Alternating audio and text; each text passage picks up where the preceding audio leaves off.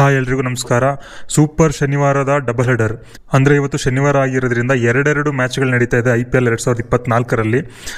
So ಮೊದಲನೇ ಮ್ಯಾಚಲ್ಲಿ ಮಧ್ಯಾಹ್ನ 3:00 Gujarat Titans ಹಾಗೂ ಸನ್ರೈಸರ್ಸ್ ಹೈದರಾಬಾದ್ ನಡುವೆ ಅಹಮದಾಬಾದ್ನ ನರೇಂದ್ರ ಮೋದಿ ಸ್ಟೇಡಿಯಂನಲ್ಲಿ ನಡೀತಾ ಇದ್ದರೆ, ಎರಡನೇ ಮ್ಯಾಚು ಡೆಲ್ಲಿ ಕ್ಯಾಪಿಟಲ್ಸ್ ಹಾಗೂ ಚೆನ್ನೈ ಸೂಪರ್ ಕಿಂಗ್ಸ್ ನಡುವೆ ವಿಶಾಖಪಟ್ಟಣದಲ್ಲಿ ನಡೀತಾ ಇದೆ. ಸೊ ಮೊದಲನೇ ಮ್ಯಾಚು ವಿಡಿಯೋ ಮಾಡೋದಕ್ಕಾಗಲಿಲ್ಲ, ಅಂದರೆ GT ವರ್ಸಸ್ SRH ಮ್ಯಾಚಿಂದ ವಿಡಿಯೋ ಮಾಡೋದಕ್ಕಾಗಲಿಲ್ಲ. ಬಟ್ CSK ಮತ್ತು ಡೆಲ್ಲಿ ಕ್ಯಾಪಿಟಲ್ಸ್ ಮ್ಯಾಚ್ ವಿಡಿಯೋ ಮಾಡ್ತಾ ಇದ್ದೀನಿ. ಸೊ ಮೊದಲನೇದಾಗಿ ನಾವಿಲ್ಲಿ ಚೆನ್ನೈ ಪ್ಲೇಯಿಂಗ್ 11 ನೋಡೋದಾದರೆ ಋತುರಾಜ್ ಗಾಯಕ್ವಾಡ್, ರಚಿನ್ ರವೀಂದ್ರ, ಅಜಿಂಕ್ಯ ರಹಾನೆ, ಡ್ಯಾರಿ ಮಿಚೆಲ್, ಶಿವಮ್ ದುಬೆ, ರವೀಂದ್ರ ಜಡೇಜಾ, ಸಮೀರ್ ರಿಜ್ವಿ, ಧೋನಿ, ದೀಪಕ್ ಚಹರ್, ತುಷಾರ್ ದೇಶಪಾಂಡೆ ಹಾಗೂ ಮುಸ್ತಫಿಜುರ್ ರೆಹಮಾನ್. ಅಂದರೆ ಓದ್ ಮ್ಯಾಚು ಅದರಿಂದ ಮ್ಯಾಚು ಚೆನ್ನೈ ಅವರು 2 ಮ್ಯಾಚ್ನು ಗೆದ್ದಿರೋದ್ರಿಂದ ಈ ಮ್ಯಾಚಲ್ಲಿ ಪ್ಲೇಯಿಂಗ್ 11 ಚೇಂಜ್ ಮಾಡ್ತಾರೆ ಅನ್ನೋದು ಏನಿಲ್ಲ.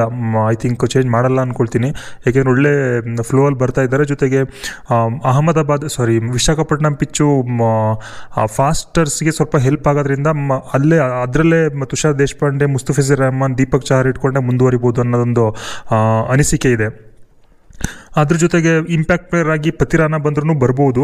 ಸೊ ಚೆನ್ನೈ ಸೂಪರ್ ಕಿಂಗ್ಸ್ ಅವರು 4 ಜನ ಬ್ಯಾಟರ್ಸು, 4 ಜನ ಆಲ್ರೌಂಡರ್ಸು, 3 ಜನ ಬೌಲರ್ಸ್ ಜೊತೆ ಆಡೋ ಸಾಧ್ಯತೆಗಳಿದೆ. 4 ಜನ ಬ್ಯಾಟ್ಸ್ಮನ್ಗಳಂದರೆ ಋತುರಾಜ್ ಗಾಯಕ್ವಾಡು, ಅಜಿಂಕ್ಯ ರಹಾನೆ, ಸಮೀರ್ ರಿಜ್ವಿ ಹಾಗೂ ಕ್ಯಾಪ್ಟನ್ ಅಲ್ಲ ಇವಾಗ wicket keeper Dhoni, Mahendra Singh Dhoni. So 4 ಜನ ಆಲ್ರೌಂಡರ್ಸ್ ಯಾರಪ್ಪ ಅಂತ ಅಂದರೆ ರಚಿನ್ ರವೀಂದ್ರ, ಶಿವಮ್ ದುಬೆ, ರವೀಂದ್ರ ಜಡೇಜಾ, ಡ್ಯಾರಿ ಮಿಚೆಲ್. ಇವ್ರು 4 ಜನ ಆಲ್ರೌಂಡರ್ಸ್ ಆದರೆ, ಇನ್ನು ಬೌಲರ್ಗಳಾಗಿ ದೀಪಕ್ ಚಹರ್, ತುಷಾರ್ ದೇಶಪಾಂಡೆ ಹಾಗೂ ಮುಸ್ತಫಿಜುರ್ ರೆಹಮಾನ್ ಇವರು ಬೌಲರ್ಸ್ಗಳಾಗಿ ಆಡ್ತಾರೆ.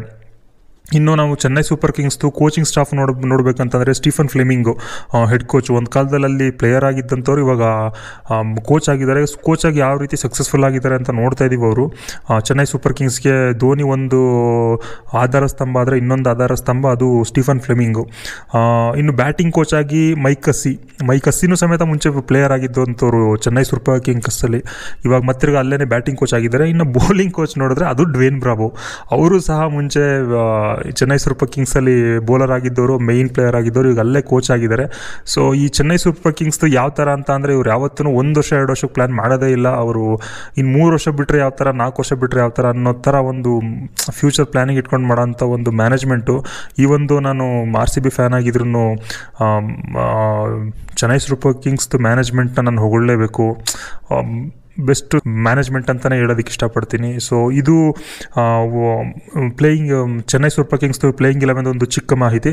ಇನ್ನು ನಾವು ಡೆಲ್ಲಿ ಕ್ಯಾಪಿಟಲ್ಸ್ ಪ್ಲೇಯಿಂಗ್ 11 ನೋಡಬೇಕಂತ ಅಂದರೆ, David Warner, Mitchell Marsh openers ಆಗಿ ಬರ್ತಾರೆ. ಆಮೇಲೆ Shai Hope, Rishabh Pant, Ricky Bhui, Tristan Stubbs, Axar Patel, Sumit Kumar, Kuldeep Yadav, Khaleel Ahmed, Ishant Sharma.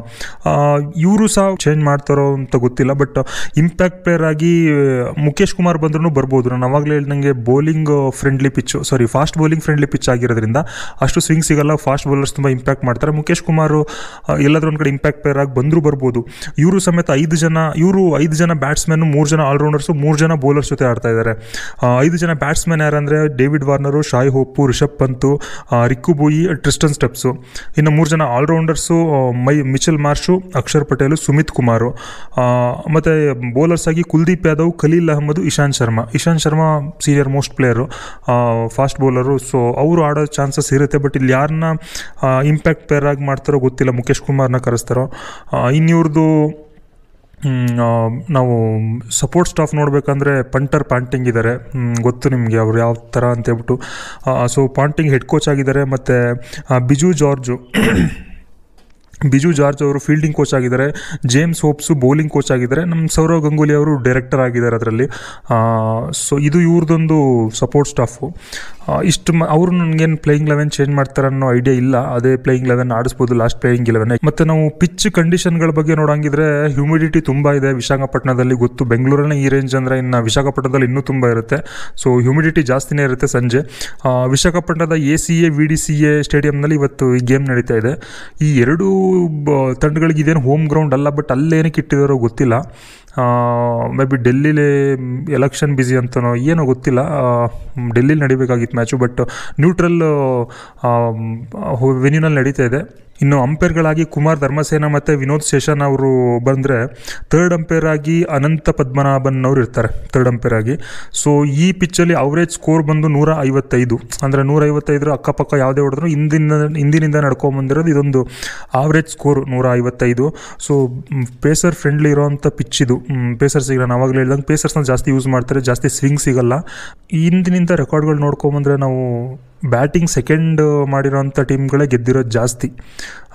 ಹಾಗಾಗಿ ಒಂದು 70% ಬ್ಯಾಟಿಂಗ್ ಸೆಕೆಂಡ್ ಮಾಡಿರೋಂಥ ಟೀಮ್ಗಳೇ ಜಾಸ್ತಿ. ಟಾಸು ಗೆದ್ದವರು ಬೌಲಿಂಗ್ ಚೂಸ್ ಮಾಡ್ತಾರೆ ಅನ್ನೋದು ನನ್ನೊಂದು ಅನಿಸಿಕೆ. ಇನ್ನು ಇದು ಹೆಡ್ ಟು ಹೆಡ್, ಇವರಿಬ್ಬರ ಮಧ್ಯೆ ಹೆಡ್ ಟು ಹೆಡ್ ನೋಡ್ತು ಅಂತ ಅಂದರೆ ಇಲ್ಲಿವರೆಗೆ 29 ಪಂದ್ಯಗಳನ್ನ ಆಡಿದ್ದಾರೆ ಡೆಲ್ಲಿ ಕ್ಯಾಪಿಟಲ್ಸ್ ಮತ್ತು ಚೆನ್ನೈ ಸೂಪರ್ ಕಿಂಗ್ಸ್ ನಡುವೆ. IPLನಲ್ಲಿ 29 ಮ್ಯಾಚ್ಗಳಾಗಿದೆ. ಅದರಲ್ಲಿ CSK 19 ಮ್ಯಾಚ್ನ ಗೆದ್ದಿದ್ರೆ DC 10 ಮ್ಯಾಚ್ಗಳನ್ನ ಗೆದ್ದಿದೆ. ಇಲ್ಲಿ ತುಂಬ ಮುಂದೆ ಇದ್ದಾರೆ ಚೆನ್ನೈ ಸೂಪರ್ ಕಿಂಗ್ಸ್ ಅವರು.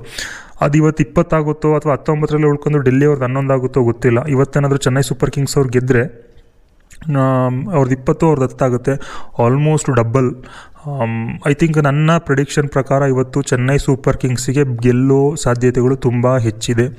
ಯಾಕೆಂದರೆ ಅವ್ರದ್ದೊಂದು ಟೀಮ್ ಕಾಂಬಿನೇಷನ್ ಆಗ್ಬೋದು, ಸ್ಪಿರಿಟ್ ಆಗ್ಬೋದು, ಮತ್ತು ಮ್ಯಾನೇಜ್ಮೆಂಟ್ ಆಗ್ಬೋದು, ಆಸಮ್. ಸೊ ಹಾಗಾಗಿ ಇವತ್ತಿಂದು ಪ್ರಿಡಿಕ್ಷನ್ ಪ್ರಕಾರ, ನನ್ನ ಪ್ರಕಾರ ಚೆನ್ನೈ ಸೂಪರ್ ಕಿಂಗ್ಸ್ ಗೆಲ್ಲಬಹುದು ಅನ್ನೋ ಒಂದು ಅನಿಸಿಕೆ ಇದೆ. ಸೊ ಸಂಜೆ 7:30ಕ್ಕೆ ಮ್ಯಾಚ್ ಸ್ಟಾರ್ಟ್ ಆಗುತ್ತೆ. ಸೊ ಕಾದು ನೋಡೋಣ ಏನಾಗುತ್ತೆ ಅಂತ ಹೇಳ್ಬಿಟ್ಟು.